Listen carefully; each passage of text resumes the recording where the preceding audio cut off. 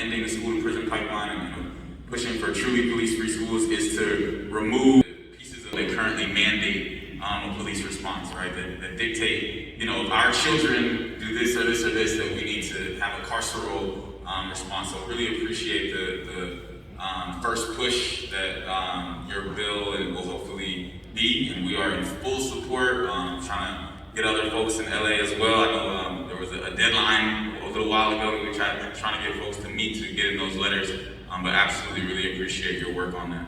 Well, we just got out our first committee last week, so a lot of work to go. Love you to have me on board with it. Thank you. Absolutely. Can I ask one more really quick?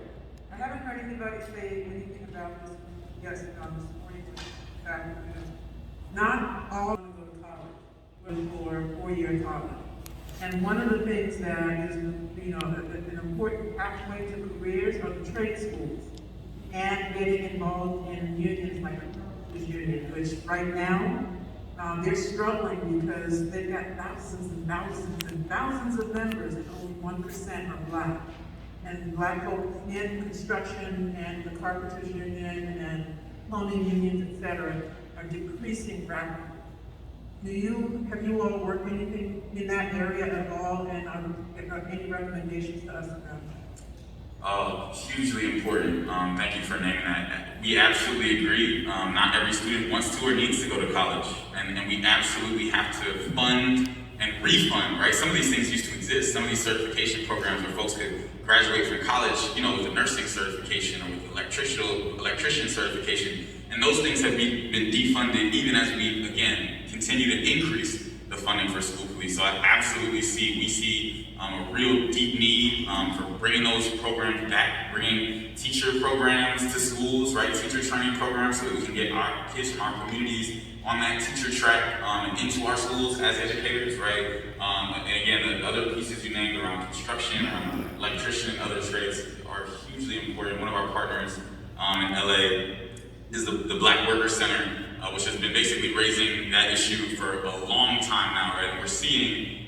this active gentrification going on in LA, and we're seeing all this construction going on, and very, very few times when you see any black people on these construction sites, even when it's in predominantly black neighborhoods, all the construction going on in Crenshaw, and there are so few black people involved in any of that construction in our community that is also not affordable to our community, right? And again, these are directly related to the school to prison pipeline, because when you think about kids who have been pushed out of school and who have been pushed out of economic opportunities, who are now not able to keep up in this job market and to stay in LA, it's also directly contributed to the push out of black folks and their families from LA. So hugely important issue that we really refund and bring back those programs. I think some of the only ones, frankly, that continue to exist in LA are the police academies, which is disgusting, right? That they've defunded the teacher academies and the training for CNAs and technicians and electricians and plumbers,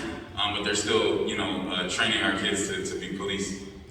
So absolutely agree with you around the need to really invest in a career and certifications and school to career and school to success pipeline, not the school to prison pipeline. And if I can piggyback on that, we do young folks a great disjustice when we talk about college only, because even if they all wanted to go to college, what we fail to tell you is not enough seats for them anyway.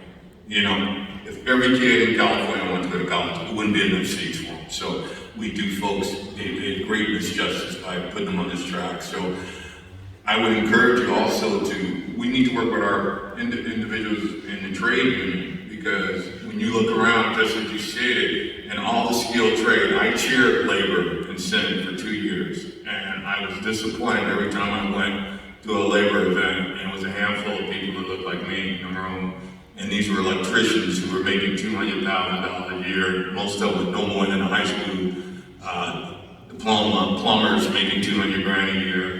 And I'm saying, where's the black and brown people? And they would say, oh, they lost out because of drugs. I said, I know more white folks that do drugs and brothers and sisters, and they seem to have these jobs. So we need to work with our friends in labor to make sure they do a better job at recruiting and training these folks, because these apprenticeship programs, we're not being accepted at the same rate as our non-black and brown brothers and sisters. I just have a follow-up question. What does reparations look like for the Black students you mentioned who have already been pushed out of the system?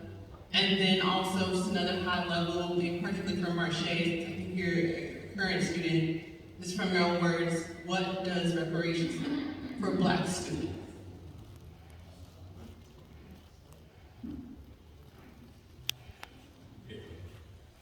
And for your first question, what does reparations look like for folks who have already been pushed out, for folks who are no longer in schools? I think it looks like a lot of things. There's a lot of work going on right now to transform the probation department, to transform the youth development department in Los Angeles. It looks like some of the job programs we're talking about, it looks like some of the investing resources into supports for housing in our community, investing resources. You know, it's not a coincidence that LA has a huge houseless population, and Black folks are severely disproportionately represented in that. And again, many of these folks are the same folks who have been pushed out of schools, pushed into the prison system, and then come out and there's no resources, right? There's no support. So I think there's not one simple answer, I think, in terms of, you know, what would reparations look like. I think it means, you know, number one, it could mean direct cash, right? Giving money, actual resources to folks who have been negatively impacted by the school to prison pipeline, who have been pushed out of educational and economic opportunities by systemic racism, right? Is to literally give them the cash that we barred them from having access to.